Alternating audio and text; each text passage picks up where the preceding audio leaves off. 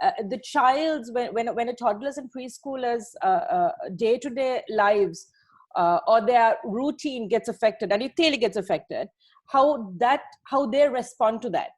Maybe the stress factors or responses, just what they go through in this situation, which is a lot of people forget. They think they're children, but children really are responsive. They really do feel it. And a lot of us tend to forget that. So if you could just talk about that to set the stage.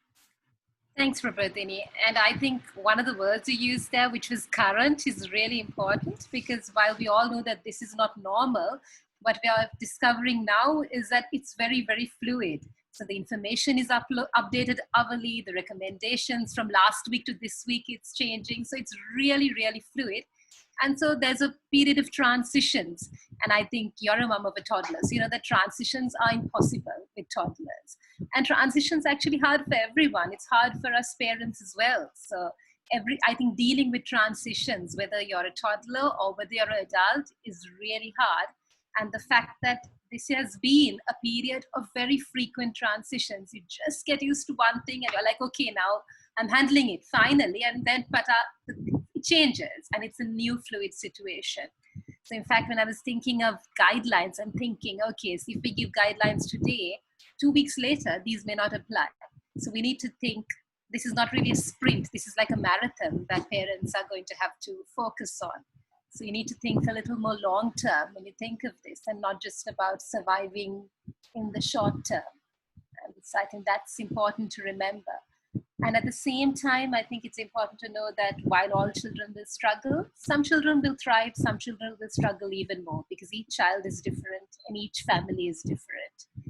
So I think that's, again, critical to remember that there are individual differences in families, in children's, in situations. And also, I honestly believe that children are very resilient and they adapt a lot better than adults do, possibly because we're such great parents. We do whatever we can to help kids to feel protected and feel these changes less. But I think the only thing is that parents have so much on their plates, and probably more so right now because work has started and schools haven't. So kids are still at home, but parents are now having to go back to a fairly normal work life. And so parents probably flip a lot at home. And unfortunately, kids are super inquisitive and aware of what's happening. I mean, they probably eavesdrop on all our conversations. And so they take their cues from our anxiety, from our conversations, from what we say, from our moods. And even though they may not pay attention when we're trying to teach them something, they're paying a lot of attention when we're having a conversation with somebody else. So I think that's obviously added pressure for parents to watch their own behavior. But I think that's kind of why self-care for parents is probably the most important thing. And I'm glad that Amber wanted that included today, because I do believe that happy children require happy parents. Thanks, Nishalie.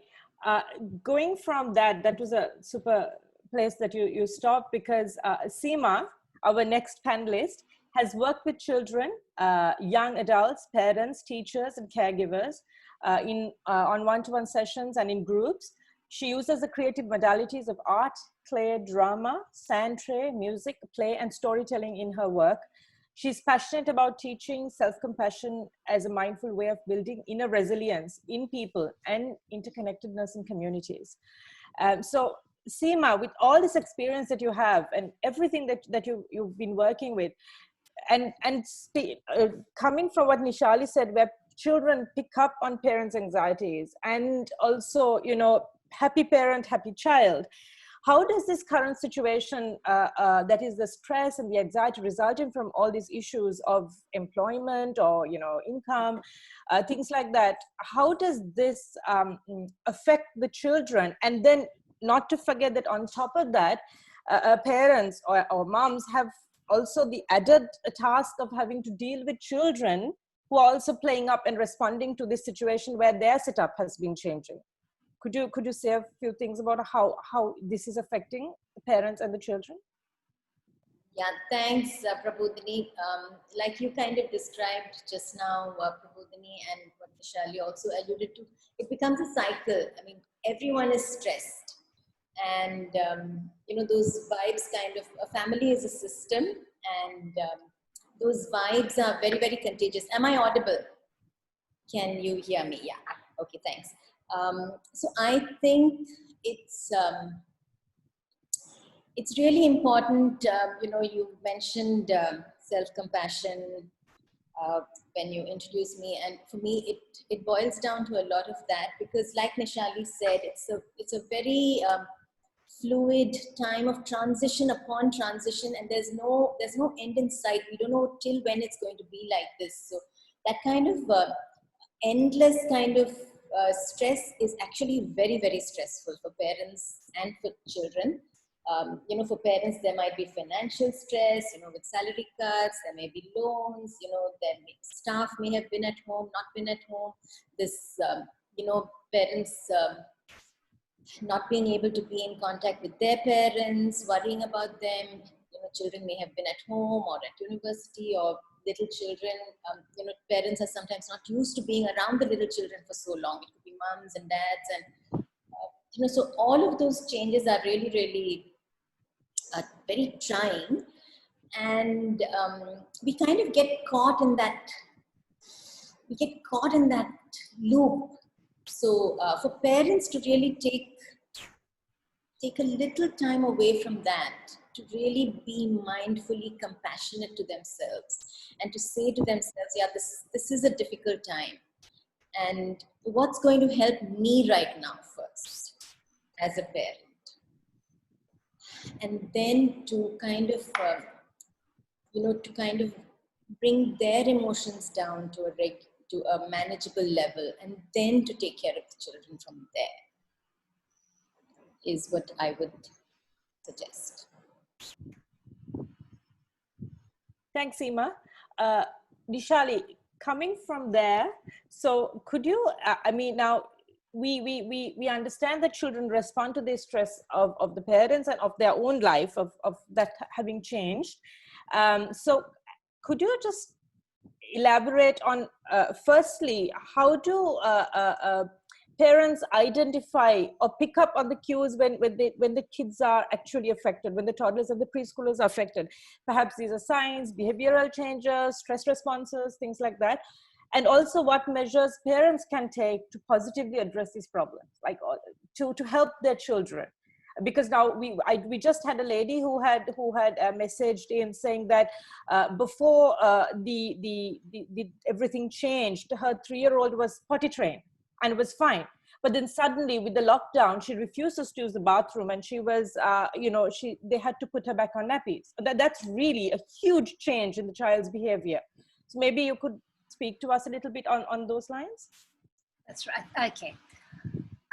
Again, I think this brings us to the fact that in the beginning, most of us, because it was we were also anxious, I think we also established routines which may not have been entirely the best routines or the healthiest routines.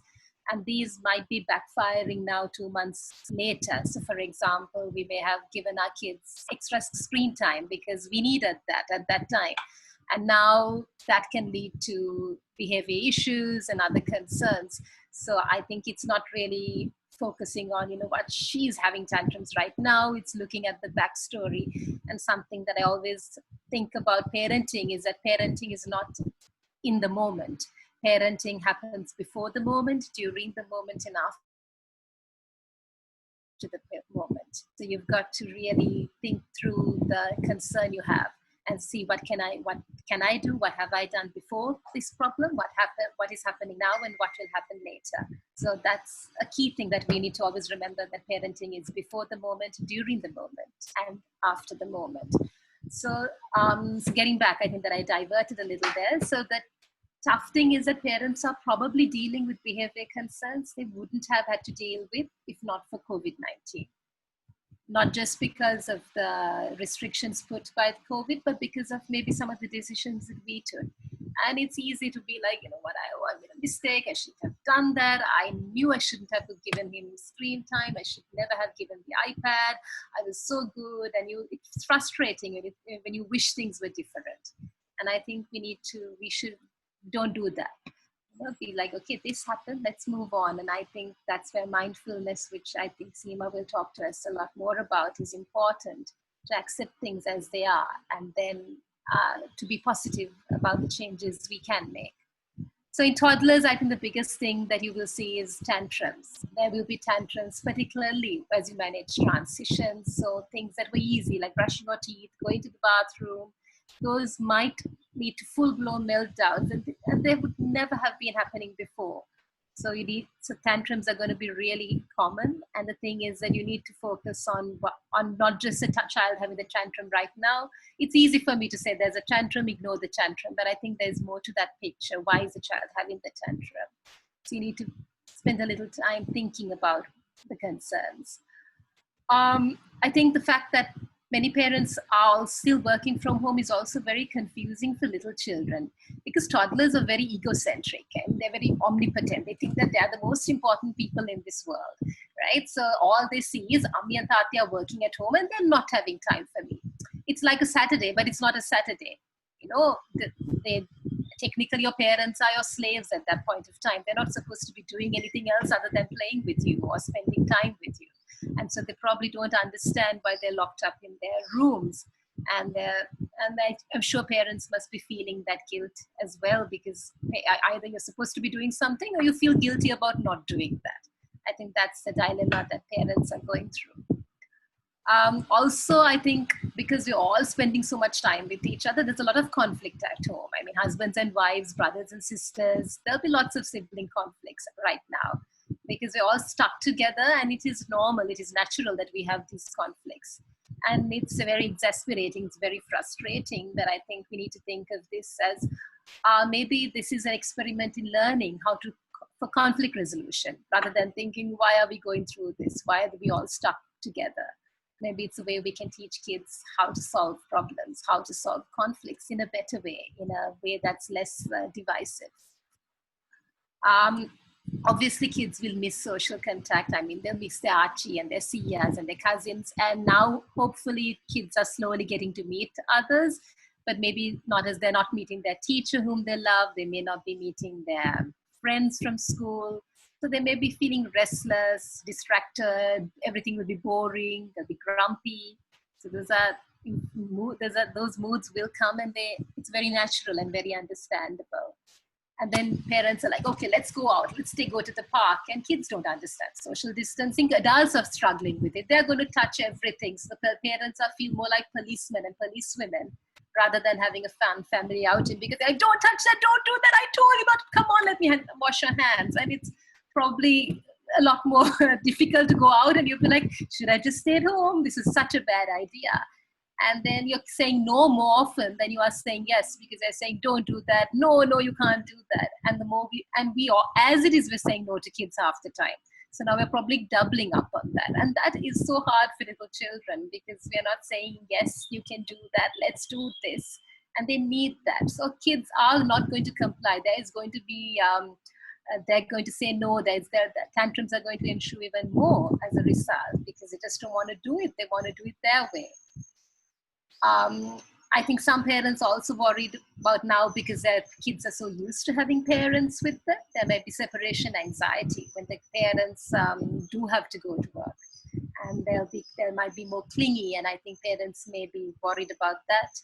So a lot of impacts on little children, which may be direct or indirect as a result of the virus. Do you want me to focus on addressing these, or would you like a little bit of a change, and then I'll get back to me?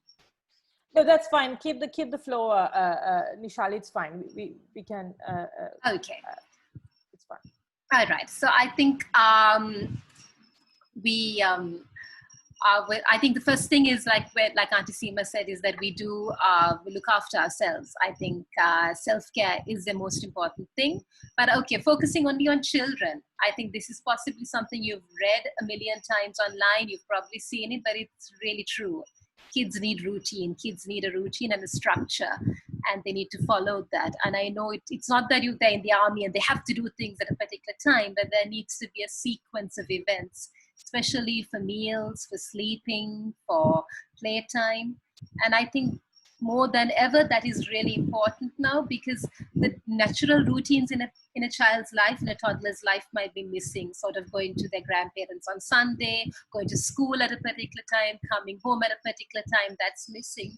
So parents need to work hard at creating a routine, but a realistic routine. I mean, I've had parents who sent me routines where kids are supposed to work for 3 hours every day. I mean, that is, I don't think that's realistic.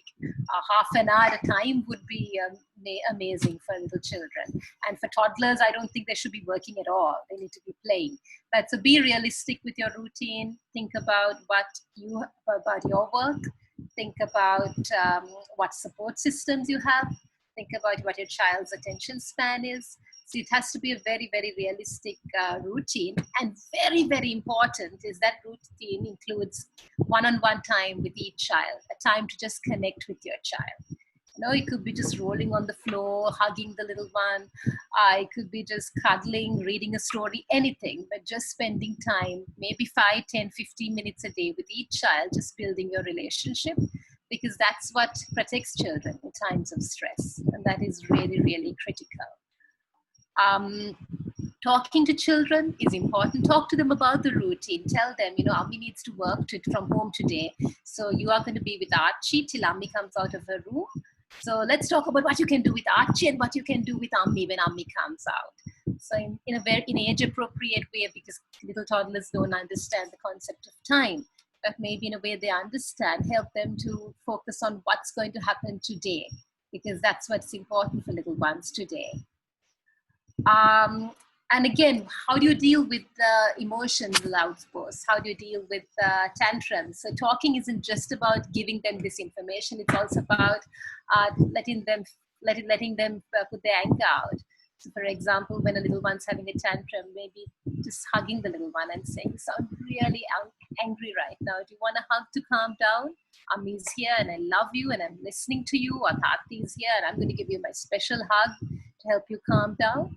So just being there for the little one when they're having doubt. So conversation is two ways. You're telling them what we're going to do today, but also you're listening to them when they say that, "I hate you and you're horrible and I wish I had another Ami. It doesn't matter. I still love you. And I still love your nose and I love your ears and I love your fingers and I love this finger," because that's what little children like, right? So being able to calm them down with is important. And I think little children, like I said, are very egocentric, they're very omnipotent. So you need to use that a lot. And remember what works with little ones. Distraction works, omnipotence works. So when one of my friends was telling me last night, she was really worried about her little one going back to a class. And then she told him, "You know what, I think your coach misses you so much." And he's like, "Okay, I'll go." Because he felt important. I'm going because my coach misses me. And that's what works. So let's use things that children like. So for instance, do you want to choose when the child is having even maybe a tantrum about using a potty, maybe giving a choice. Would you like to use the purple one or the pink one? Do you want to put yellow stickers on the purple one? I don't know. Think of something ridiculous, because the more ridiculous and the funnier and the more absurd it is, the more the kids enjoy. So they're not focusing on the fact that they don't want to poop in the potty, but they're focusing on this really funny potty scene that we're making. So you take away the emotion from one thing and you displace it into something that helps them to feel calm and happy and regulate their emotions. Thanks, Nishalie. That was great. That was really, and I like the one where you said, "Don't do this, don't do that." Oh my God! I was like, I see that. That was me there. You know, like, don't do this, don't do that, don't touch this. Constantly, no, no, no. Coming from that, Seema, two things. One, I'm wondering whether we should just expand a little bit on those kids' activities and see about what sort of, creative things, like since you are so involved in this play, drama, music, play with children, what is it that, I mean, they have no preschool at the moment, and most of our children now, they go to daycare because both parents work. So, and there's so much activity that they do there, which clearly they're missing out on now. So what is it that they could do as activities, and also for children with special needs?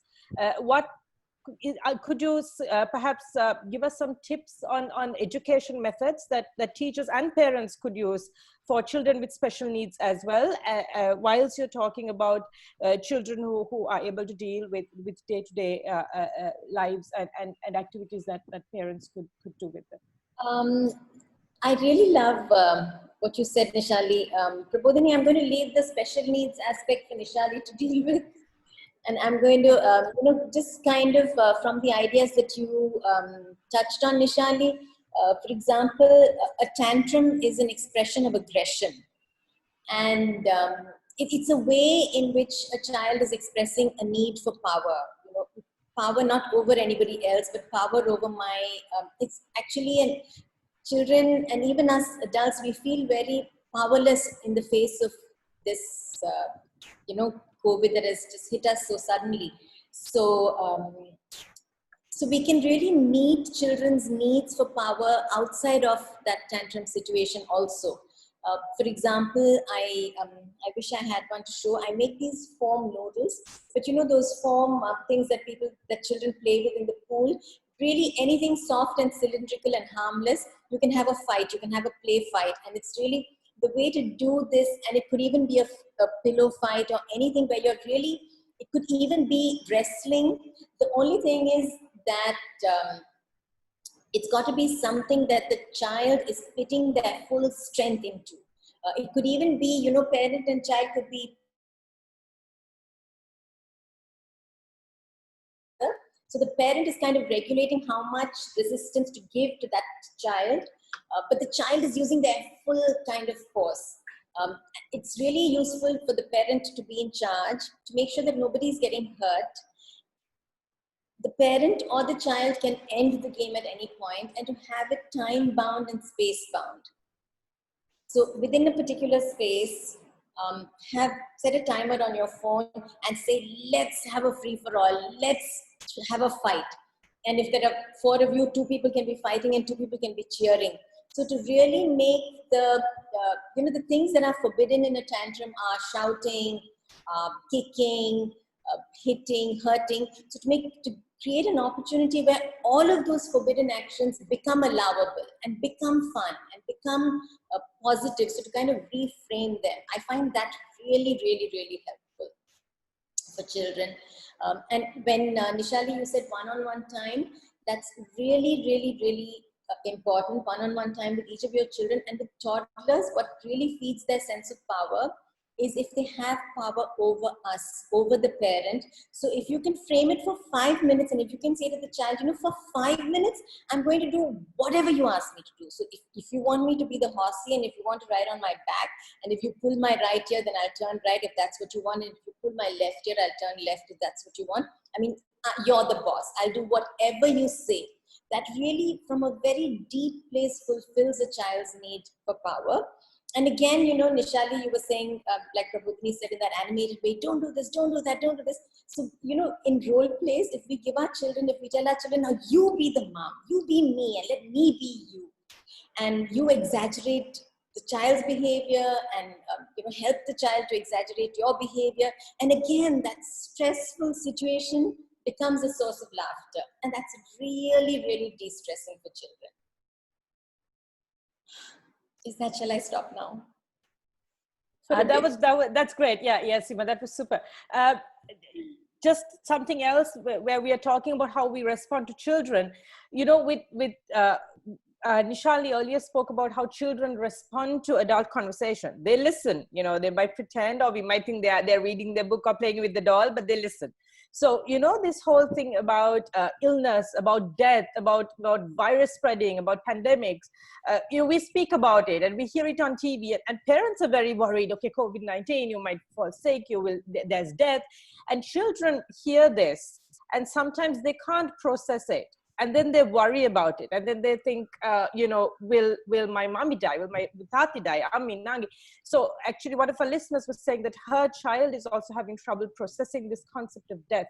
How could a parent respond to this? It's, it is difficult to talk to children about death. But again, it's an opportunity to do that, because death is really a part of life, and we need to talk to children about it, especially when it is there in the context around us so much. So I read two very beautiful books that were written about COVID, which were written for children. One was written by the WHO, after conducting research about what children's worries are, and they mention death, and they mention all the precautions, and it's written using fantasy and metaphor, and it's very beautifully written. Actually, both books about what can be helpful to parents and to children. One is called The Oyster and the Butterfly, or something like that, and another one is called My Hero Is You. So I'll send them to Amber, and Amber will put them onto the website, and you can have a look at them. It's really nice to begin to talk to children about death. Again, long years ago, I read a very beautiful poem which again described death in a context that was simple enough for children to understand. And one of the things it said was that, everything has a beginning, a middle, and an end. Whether it's a flower, or whether it's a plant, or whether it's a tree, anything that has life has a beginning, a middle, and an end. And sometimes we think that some endings seem early, but everything happens at the time when it's meant to happen. To have a time every day, or a particular book, or a particular piece of big paper that's taped to the wall, where we can have children say that, okay, let's take 5 minutes now before we go to sleep. Let's put all our worries into there. Let's draw what we are worried about. Let's color in what's on our mind. So to have a little worry space, or a worry time, so that, at that time, all the worries can kind of be put there, parked there, and then the child is kind of free of them to be able to enjoy other things, so that the worry is not kind of looping in the mind all the time. Thanks, Seema. That was really great. Nishalie, do you have anything to add to that? I think I agree with what Seema says, and something I always say is we try to shut the door on ugly emotions, on sadness for kids. But maybe we need to open the door and let them know that these can come in and go out, and let children talk about these and narrate these. And I think I love the idea where Auntie said, where you give them a time for that and space. So it's not all over it's not there the whole day. They're just opening their door when they want to, and letting them bring those emotions. And that's why talking to children is really important. And that's why the 10 to 15 minutes of special time is really important. And it shouldn't be a moment where you're saying, okay, now tell me what's worrying you. It's just about being with your child. And those conversations will come. They will naturally follow if you're just there and you build a connection. Thanks, Nishalie. Just flowing from that, Seema, we spoke about being kind to children, being compassionate, being in touch with the child's emotions.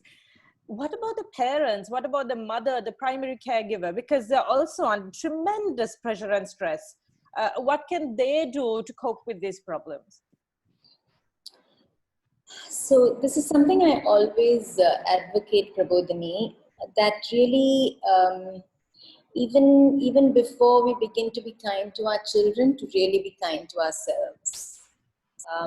Just like Nishalie said, okay, some difficulty is manifested now, and maybe it's manifested because I made a mistake a month ago, but not to bash myself up for it, but to say to myself, okay, this is a moment of difficulty. I made a mistake. Maybe I shouldn't have done that. So I'm suffering over it. This is a moment of suffering. and every human being suffers, to really remind ourselves that every human being suffers, because we can tend to isolate ourselves when we are suffering, and say, may I be kind to myself, and may I give myself the compassion I need. And it's really crazy. So this is my self-compassion mantra. This is a moment of suffering. Every human being suffers. May I be kind to myself, and may I give myself the compassion I need. And it's a mantra because it really needs to be repeated over and over again. And only, sometimes I don't know that I've held my muscles in so much of tension till I feel them, till I say this to myself, until I feel my muscles relax. So a lot of our tension is out of our awareness. So really, to be kind to myself is one of the first things I would say. And then, just like we spoke about all these things that help children to release their aggression, we can give ourselves all of those things. Our breath is such a big source of comfort. If we breathe in to a count of 4 and we breathe out to a count of 6, which research has shown that it actually sends a message to the brain that it's okay, you can relax now.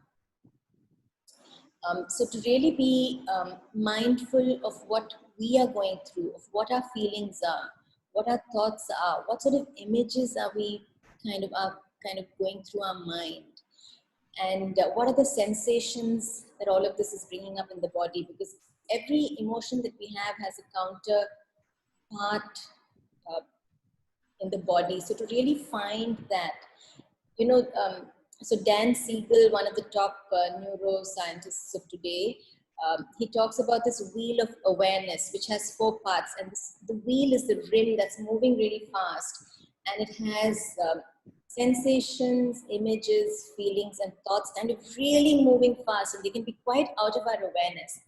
But the spoke of the wheel is the part that is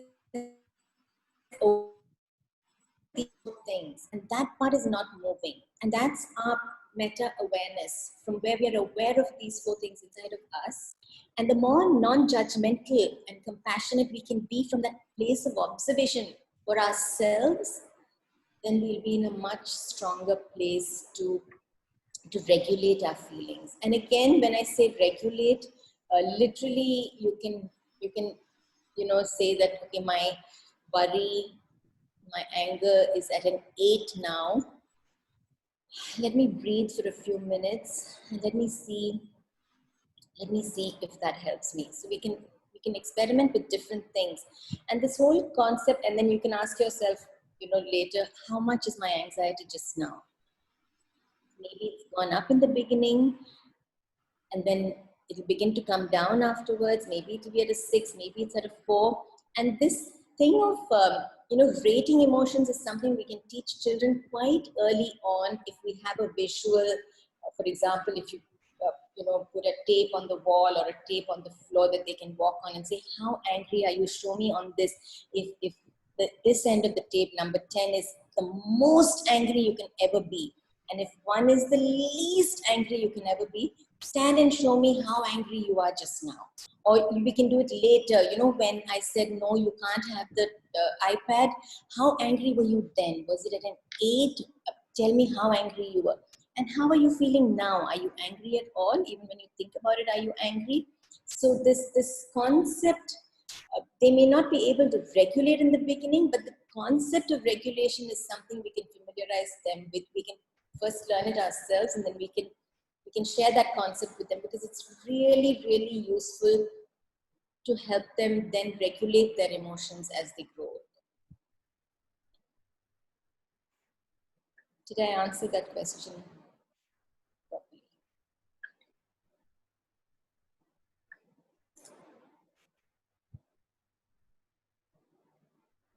Have we frozen a bit?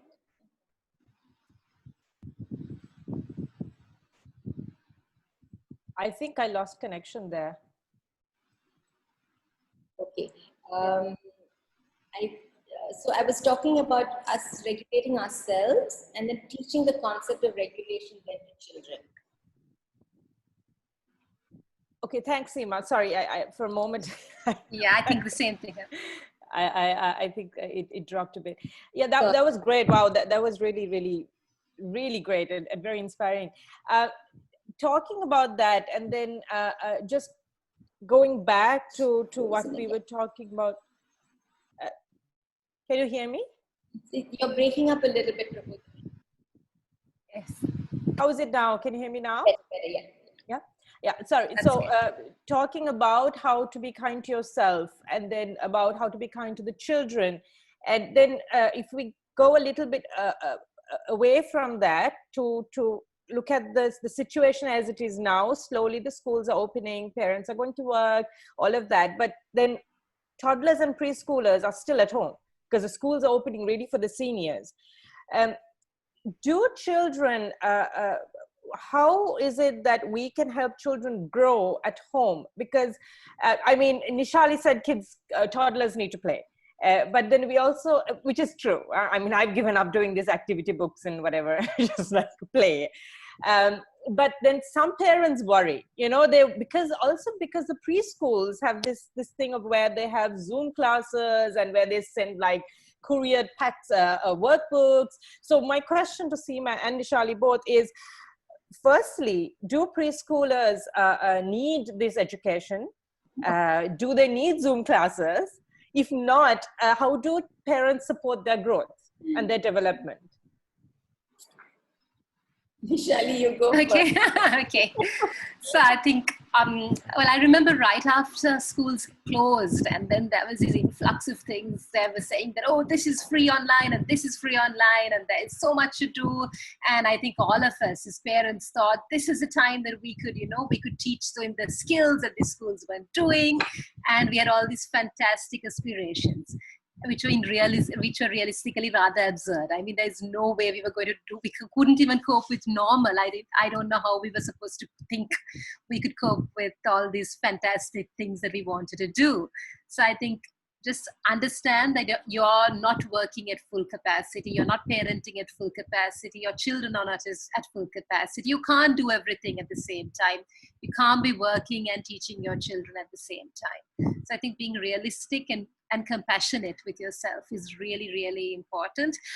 This is not at all related, but related to what Auntie Seema was saying about compassion. There's a lovely website, possibly not for toddlers, but for all the children, called The Science of Happiness for Kids.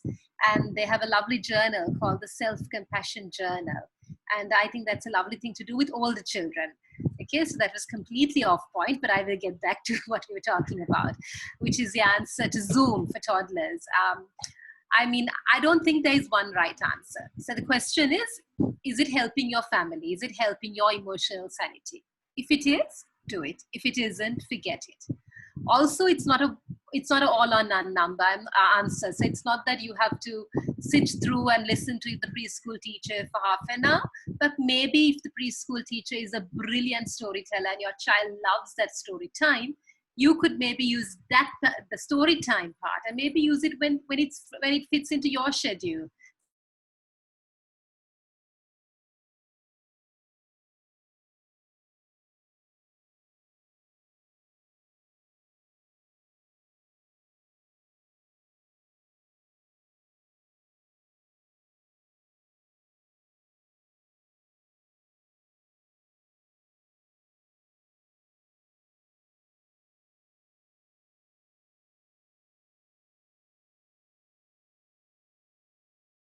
So Hi, sorry, I froze, right? Sorry. But can you hear me? Yeah. Okay, sorry, Nishalie, I lost you at the last bit. Okay, so I'm not too sure where I got lost. I heard about the fact that if the child likes story, the way the preschool teachers relating or narrating the story, let the child watch it, do some of your work, accommodate. Yeah. Okay. Yeah, so what I mean is, I think you need to pick and choose. So if it's not working for you, don't worry about it. It's not important. But if you feel that certain components work for you, use it as per your schedule. You don't need to stick to the schedule. I think understandably nurseries are feeling bad because they're charging parents, so they probably are using this to make themselves feel better. And that's nice of them, but it doesn't mean that you have to stress yourself by doing it. Don't worry, your child is not going to miss out. And like you said, it's fine to keep schoolwork to a minimum. If you just use this time to just have a good relationship with your toddler, I think that's time well spent. Kids can't learn if they're irritable, if they're stressed, if they're not happy, if there's a strain at home, if mothers are stressed, they're not going to be learning anything. So don't worry.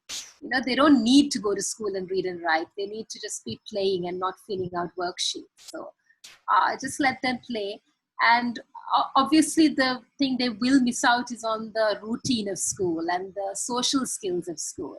So which is why it's important that we create routine for children. It's important that we make learning exciting and we create passion. I always say, till they go to school, when they probably lose all the passion they have, let them be passionate about learning, create a routine for learning. And so it's hard. Even play dates online would probably be really, really hard for toddlers who are still at not probably having parallel play and just developing cooperative play. So it's not going to work. It's not going to be easy, but I think parents can try to do that. They can try and see if, okay, why don't we have a play date on the computer with Asha, and both of you can make monsters out of Play-Doh and see who's going to roar the loudest. It could be something like that, just a connection with another little person. Now that restrictions are less, and if you feel it's safe, I think you can even try to take the children to safe places, safe houses, so that they don't miss out on the social part of school, which is probably the more important aspect. Thanks, Nishalie. Seema, do you have anything to add to that? Yeah, also, I agree with Nishalie. Children learn very naturally. They will learn from everything. And sometimes we just need to make a direct their attention a little bit. Like meal time, what are the colors on your plate? What are the colors on the table? What are the colors you like and what are the colors you don't like? Let's smell the food before we eat it. What smells do you like? What smell do you not like? Let's taste, this piece of potato. Just take a tiny bit first and see how it tastes before you take a proper bite. There's shapes on the table. So when I don't mean to, it sounds like I'm saying make every moment into a teaching moment. No, it doesn't need to be like that. But there's learning opportunities everywhere, in everything. And like Nishalie said, just a kind of an openness and an attitude of curiosity, if we can imbibe in our children, and that's what will really stand them in good stead throughout their lives. So, similarly, the senses, again, like you said, make a play date with somebody and just roar as loud as you can. So engage the voice, engage the body. So there's so much raw material there itself to, make zillions of the silliest games. And which don't need to take long also, but just you can build in moments of connection all the time. I just wanted to mention one quick thing also when parents are worried about now going back to work, their children are not going to be going to preschool. So again, there's going to be a bit of a separation anxiety. Again, there's a lovely little storybook which is called The Invisible String. And you can, just while going to sleep, you can prepare them for that time. You can say that, now mom is going to have to go back to work and you will be at home and you will miss me and I will miss you. And, I'm just going to create this magic string that I'm going to tie to you and I'm going to tie it to me. And this is a string that can expand infinitely. And you and I are always connected. And this is something, this hanky has my perfume on it. Would you like to have it? Would it remind you of me? When you miss me, will you take it out and look at it? And would you cut me a shape out of this card that I can keep in my purse to remind me of you? So things like that. So to create transitional things that can keep the connection going in the child's mind. Thanks, Seema.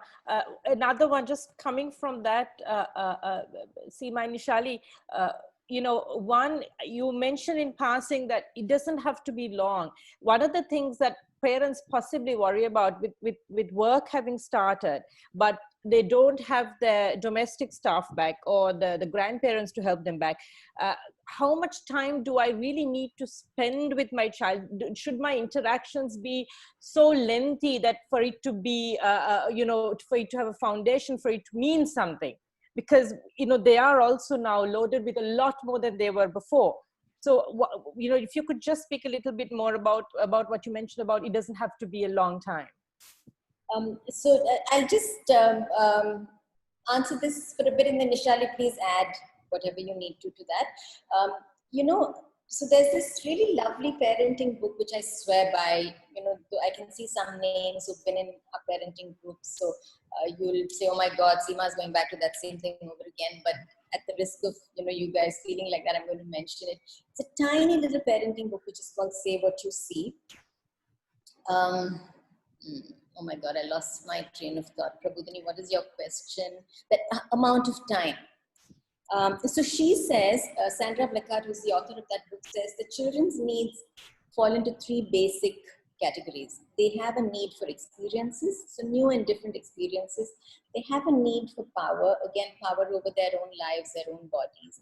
And they have a need for connection. And if you look at their behaviors which seem troublesome or which you know are creating difficulties for us, so just try to think of what need are they expressing, and try to, through play, through activities, through your talking to them, try to meet that need, and extra and extra and extra, keep trying to meet that need till you'll find a change in their behavior. For example, a child who's clinging to you and not letting you out of sight and really is having separation anxiety is needing connection. So give so much connection to that child that that child's need for connection is full. And one of the playful ways of doing that is, like we said earlier, about making forbidden things permissible. When a child is clinging to you, and instead of peeling the child off of you, find time at other times when you are at home and say, you know what, let's play that mom is leaving. And have the child cling to you and peel the child off at that time, make it funny, make it playful, and then have the child pretend to be the mother. And another way of using that situation playfully is that as the mother, you say, now I'm not going to let you go. I'm never, ever going to let you go. You have to sit on my lap forever. So fold your arms gently, lovingly around the child and say, I'm never, ever going to let you go. And see how long the child stays in that. The child will want to, you know, resist and fly out of your hands. So meet that need till the child has had enough of it. And you will know from their behaviors. They will give you indications of when it's enough, because then they won't be presenting with those needs. Nishalie. Yeah, Nishalie, you have... that was lovely. I really like that. And I think we can link that to what I said earlier, which was that our parenting has to be at the moment, before the moment, and after the moment. So I think before the moment, you have the role play where the clingy mother role play. At the moment, you have the moment where, like, where you say, I'm never going to let you go. And then after the moment, maybe when you, I think at a point when you do leave and come back, where you just tell the little one, wow, you were amazing. You know, let Ami go to work, and I know how hard it was for you, and I'm so proud of you. Can I give you my super special hug or a super special twirl? So I think something that works for me is, because I think I'm also a very sequential person, is that actually listing down, what am I struggling with as a parent? I'm struggling with screen time. I'm struggling with managing my work from home. I'm struggling with cooking. List it all down. Put it down on paper. Don't keep it in your head, because it's all so overwhelming. And then remember that you can't do everything at the same time. You can't be realistic, be compassionate. And so prioritizing and saying, okay, let's focus on one problem at a time. And when you focus on it, let's focus on what we can do before, what we can do at that time and what we can do after that point. So I think, for instance, screen time was something that you mentioned earlier, where you said, what do we do with kids having so much screen time? Is to have a plan. How am I going to deal with it? Same thing with separation anxiety. How am I going to deal with it? Not just at 8 o'clock when I have to leave from the door, but before, the night before, the day before, and also after when I come back from work. I think that helps a lot in a very practical way. Just quickly to add to that, Nishalie, what you said, about coming back, like the moment after, where you come back and say to the child that, gosh, you handled that so well. You have so much of self-control. You handled it.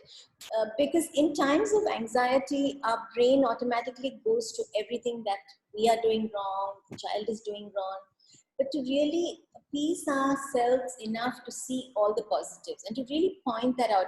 And, we do it with a good intention. We point out the children's, so to say, wrongs to them in an effort to teach them. There's a lot of learning that will happen when we point out what the children are doing right. And there are myriads of tiny little things that they're doing right. So just if we can kind of shift our focus a little bit to say what's going right,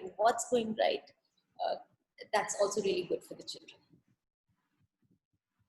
Thanks. Nishalie, just quickly coming back to something that I mentioned earlier, if we speak about children with special needs,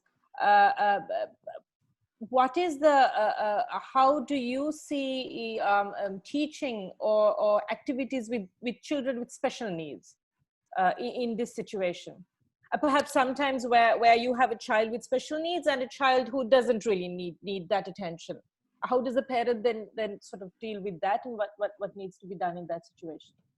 Okay, that's somewhat of a vague question, because special needs is such it's a very diverse word, and again, every child is an individual. So that's something that isn't very easy to answer. But what I would focus on is if a child is in any child, I think this is a time that you're able to spend time with your child, trying to build independence might be the go-to. So instead of sitting and focusing on teaching your child to read and write, maybe you can teach your child to do things which he will feel competent with, like putting the washing machine on. Maybe your child is struggling with writing and you want to build fine motor skills. Don't give the child pages and pages of worksheets. Get the child to help you cut beans for lunch. Get the child to help you because lots of cooking activities help fine motor development.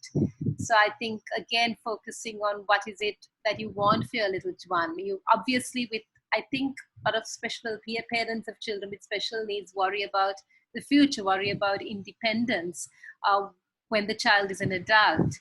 So I think since we are now forced to spend that much time with our children, maybe we can help them to develop those skills. And where I work, I think as we always say that we don't want to treat our children special. We need to treat them that they can do anything and be anything. So we just help them to reach those goals and look in the funnest, calmest and happiest possible way. Thanks, Nishalie. I think we are also kind of coming towards the end of the session. Anything specific, anything that you think we missed that you would like to add, Seema and Nishalie?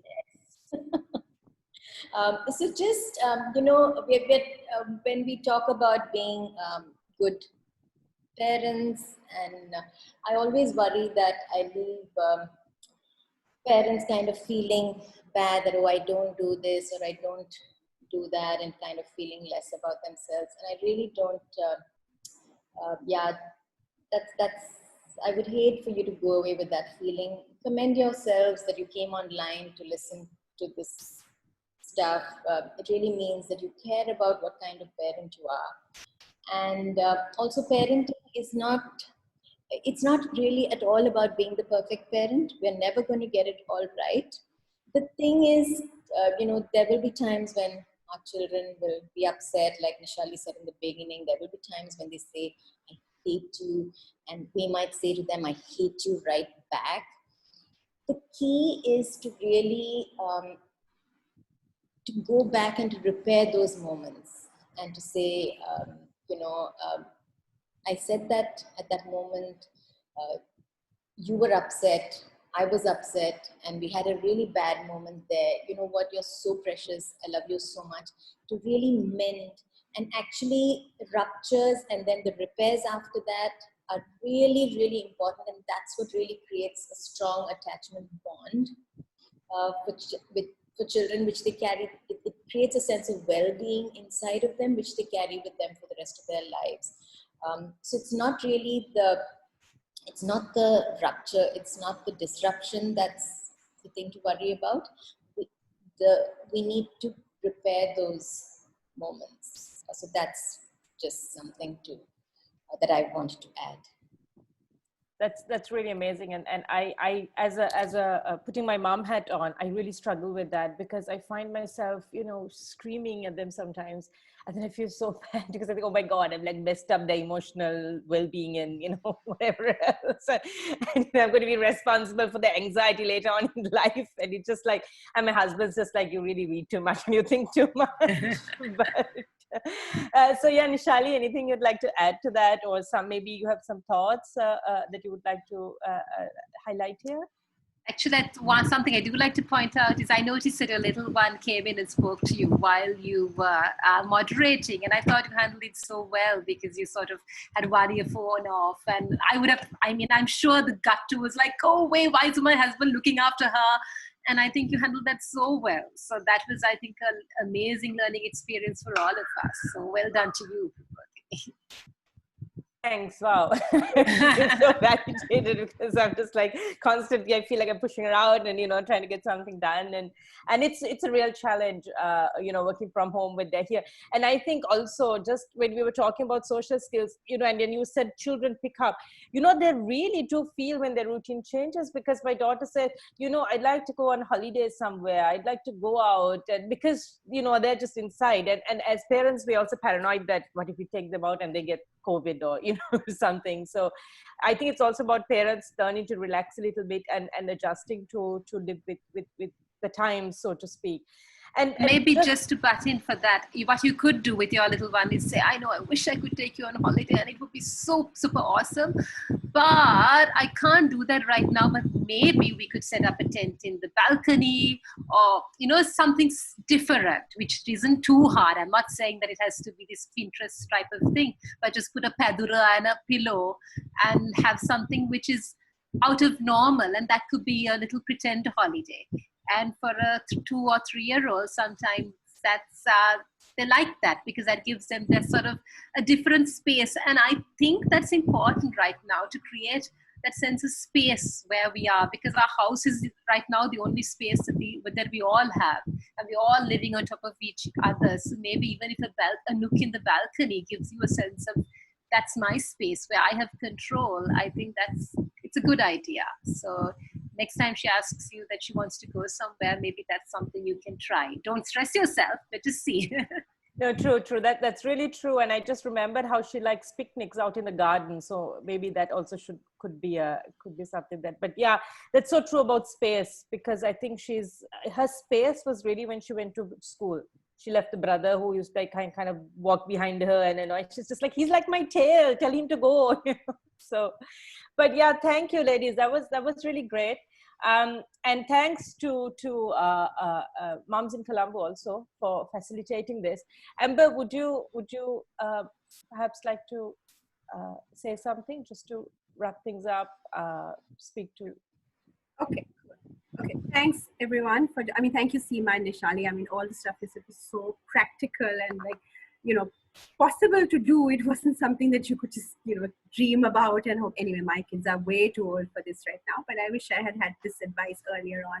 And I have to say, Prabodhini was the one who initiated this whole thing, and I think it's because she has toddlers or has very recently had toddlers, and she's juggled doctor's appointments and nap times and all sorts of things to make this happen. So thank you for initiating it. Thank you for everyone who joined in. And as Nishalie said, and then Seema also said, just the fact that you guys joined in and listened to what was going on and made the effort to come on come online and, join this conversation means that you are already really good parents and you're thinking about what to do. And it's a point of concern for you. And it's obviously these are uncertain times and nobody really knows what's happening. And like Nishalie mentioned, everything is so fluid from week to week. Recommendations are changing. So what we say today may not really last tomorrow. And I think that the whole thing is that we mustn't try not to pass that anxiety on to your children because they pick up on it. And I think Nishalie is so true. This is even for teenagers. I mean, they're not listening to anything you tell them, but when you're talking to someone else, everyone's ears are pricking up and sort of very sort of tuned into what's going on. There was one last question that I'm wondering whether it's time to take it about suggestions of games teachers can use on online platforms, but I think that requires a little more detail. Any thoughts, Nishalie, on that? Yeah, I think actually I listened to your session on online games. I listened to the record on online teaching, and I thought Tamara had some excellent points. So I think a good answer would be listen to that. Okay, so I'll repost that same link so people can access Tamara's conversation. That's what I would suggest. Yeah, cool. Okay. Thank you so much, ladies. So we'll have another session, follow-up session if necessary, if everyone wants to do something else with it. Okay, thanks. Thank you. Bye. Bye. Thank you everyone for attending. Thanks. Bye.